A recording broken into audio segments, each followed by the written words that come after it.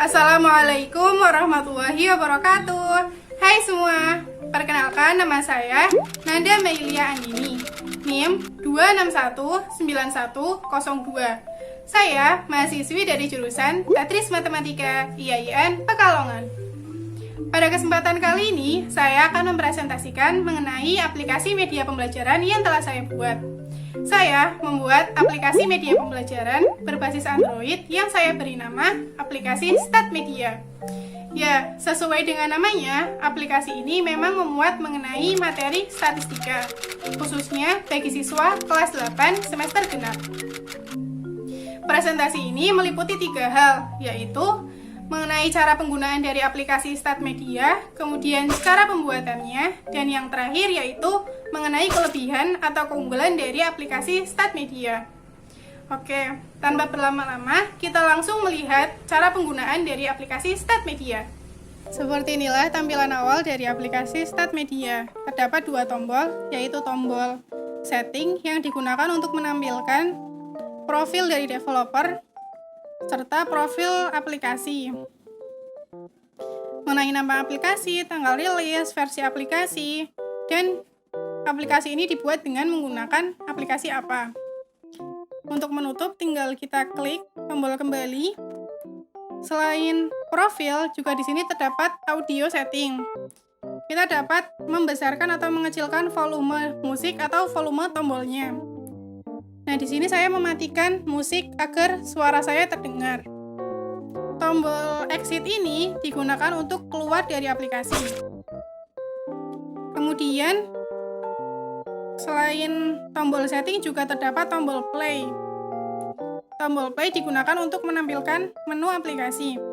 Di sini terdapat beberapa fitur menu, yaitu kompetensi dasar dan indikator, kemudian materi, latihan soal, ulangan harian, serta games.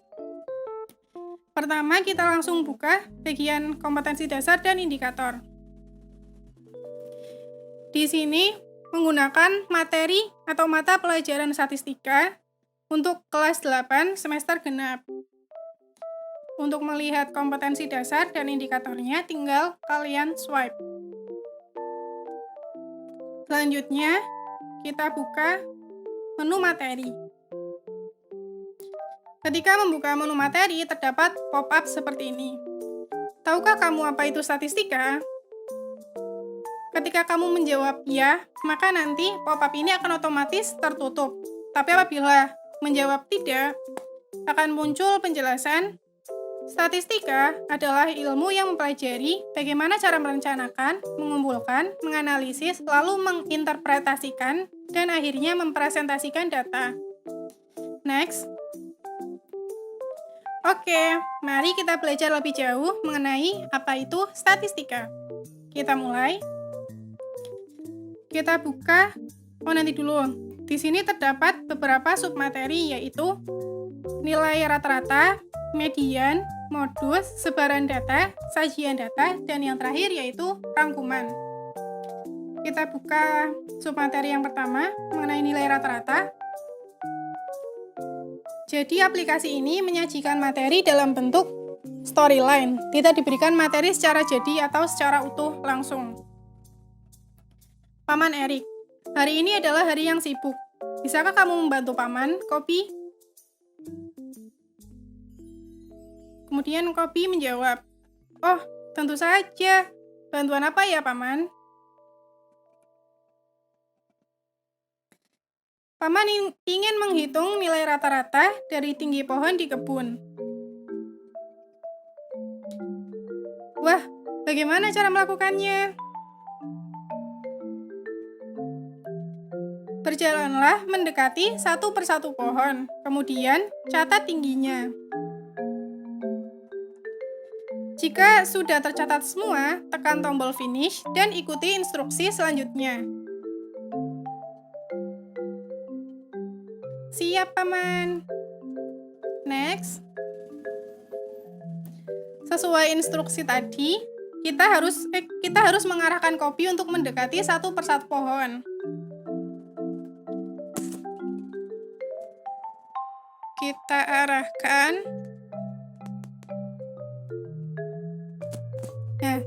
tinggi pohon pertama yaitu 2 meter. 2 meter. Kemudian kita lanjut ke pohon kedua. Ternyata pohon kedua tingginya 3 meter. Tinggal kita lakukan hal yang sama untuk semua pohon. Jika semua pohon telah selesai tercatat tingginya, akan muncul tombol next. Kita klik next. Nanti akan muncul instruksi dari Pak Man Erik. Untuk menentukan nilai rata-rata, kamu harus menjumlahkan tinggi dari semua pohon. Selanjutnya, masukkan nilai hasil penjumlahan pada input yang tersedia. Untuk menghitung nilai rata-rata, kita diperintah untuk menjumlahkan data dari pohon yang sudah Kobi hitung. Berarti kita menjumlahkan 2, tambah 3, tambah 5, tambah 7, dan seterusnya sampai pohon yang terakhir yaitu nilainya 4 meter. Maka nilainya adalah 32. Kemudian kita save. Muncul instruksi lagi. Langkah berikutnya, bagi hasil penjumlahan dengan banyaknya data. Karena terdapat 8 data tinggi pohon, maka kita bagi dengan 8. Kemudian, masukkan nilai hasil pembagian ke input yang tersedia. 32 dibagi 8, hasilnya sama dengan 4. Kita save. Yeay, benar! Nanti, jika benar, akan muncul pop-up benar juga materi mengenai nilai rata-rata atau rumusnya. Akan tetapi, ketika menjawab dengan salah, misal di sini saya masukkan 5, kita save, maka nanti yang muncul hanyalah pop-up, ya masih salah, tapi tidak disertai dengan materi mengenai nilai rata-rata. Kita kembali, karena sudah selesai, tinggal kita keluar. Nah, seperti yang sudah saya jelaskan tadi, karena kita sudah mengetahui apa itu definisi dari statistika, tinggal kita klik ya, maka pop-up-nya akan tertutup. Untuk mempersingkat waktu, saya langsung membuka ke bagian rangkuman. Jadi rangkuman ini bisa siswa lihat setelah mempelajari konsep dari masing-masing materi. Di sini terdapat rangkuman materi mean, beserta contohnya, kemudian median, beserta contohnya, sampai materi yang terakhir yaitu sebaran data. Selain itu juga terdapat penyajian data berupa diagram garis, diagram batang, diagram lingkaran, tabel, seperti itu. Selanjutnya, kita akan melihat bagian fitur menu latihan.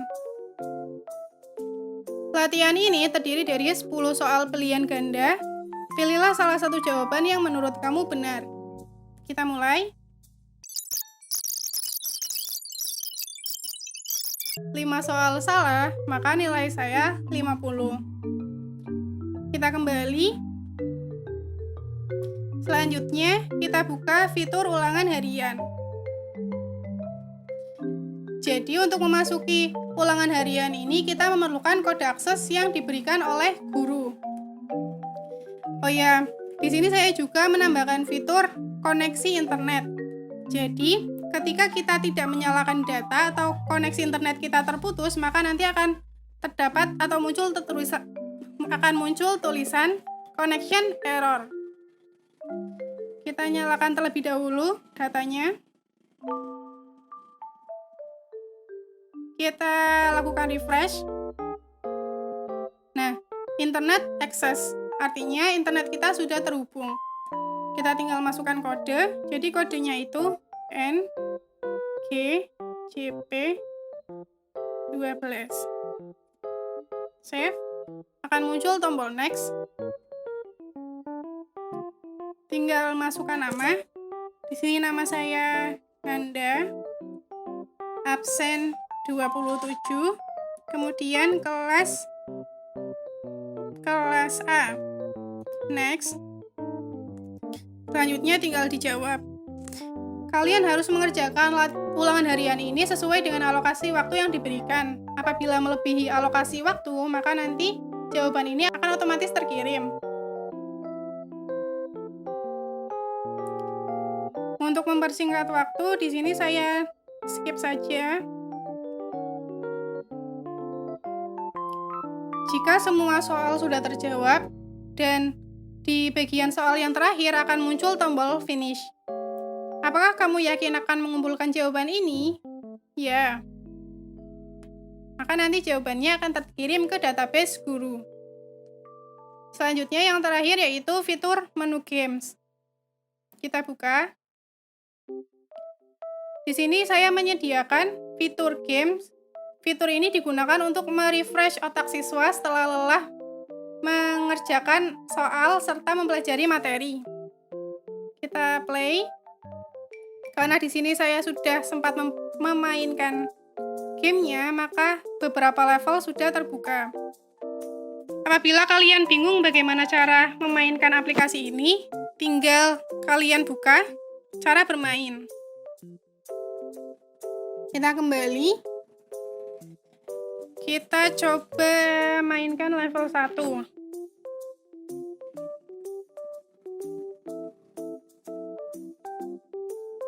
Nah, apelnya sudah muncul.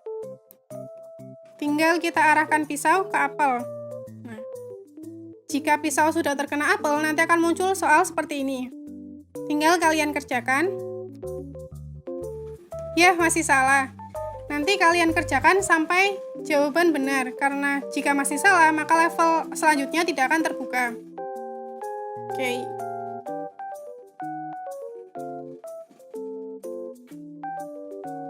Kurang lebih seperti itu cara penggunaan dari aplikasi StatMedia.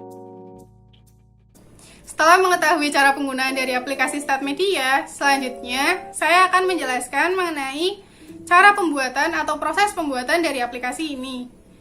Kita simak video berikut ya. Jadi, untuk membuat aplikasi StatMedia, saya menyiapkan aset dengan menggunakan CorelDRAW. Jika semua aset yang dibutuhkan sudah terkumpul, langkah berikutnya, masukkan semua aset ke Unity. Susun sesuai bentuk yang diinginkan. Sambil menyusun aset, saya juga membuat script untuk memberikan animasi pada aset. Nah, jika semua bagian sudah selesai, langkah terakhir, build ke dalam bentuk aplikasi. Aplikasi StatMedia siap digunakan. Cara penggunaan sudah, cara pembuatan juga sudah. Jadi yang terakhir, saya akan menjelaskan mengenai kelebihan atau keunggulan dari aplikasi StatMedia. Ada beberapa keunggulan atau kelebihan dari aplikasi StatMedia, yaitu yang pertama, memberikan tampilan gambar berkualitas HD atau High Definition dan komposisi warna yang tidak menjemukan mata. Kemudian, yang kedua, yaitu membuat waktu belajar menjadi fleksibel. Karena materi dapat diakses kapanpun dan dimanapun, maka siswa tidak harus belajar pada saat jam pembelajaran berlangsung.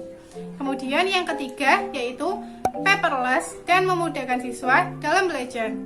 Karena semua materi atau latihan soal, ulangan harian, fitur games, dan sebagainya sudah tercakup dalam aplikasi, maka siswa hanya perlu fokus belajar tanpa harus repot-repot menulis berlembar-lembar materi pada buku catatan. Kemudian, kelebihan yang keempat yaitu menyediakan latihan soal beserta skor dan pembahasan. Setelah siswa mempelajari materi, siswa dapat langsung mengukur kedalaman pemahaman mereka dengan mengerjakan latihan soal yang telah tersedia. Kemudian, dengan adanya skor dan pembahasan, siswa dapat langsung mengevaluasi di mana letak kesalahan dan langsung melakukan perbaikan. Kemudian, kelebihan yang kelima yaitu ulangan harian terkoneksi dengan database. Nantinya, guru hanya tinggal masuk ke database Firebase. Klik bagian buka konsol, kemudian pilih kelas mana yang akan dikoreksi hasil ulangan hariannya, kemudian masuk ke real-time database. Nah, seperti inilah tampilan akhirnya. Terdapat hasil jawaban siswa, siapa namanya, kelas berapa, absen berapa, dan apa jawaban ulangan hariannya. Selanjutnya yang terakhir atau kelebihan yang keenam, yaitu terdapat fitur game dengan 10 level. Kemudian ada tambahan satu lagi, yaitu aplikasi ini irit kuota. Meskipun berbasis online, tetapi siswa hanya perlu mengaktifkan koneksi internet pada saat melaksanakan ulangan harian saja. Sekian presentasi mengenai media pembelajaran yang telah saya buat. Semoga media pembelajaran ini dapat bermanfaat. Dan apabila ada tutur kata yang salah, saya mohon maaf yang sebesar-besarnya. Terima kasih dan wassalamualaikum warahmatullahi wabarakatuh.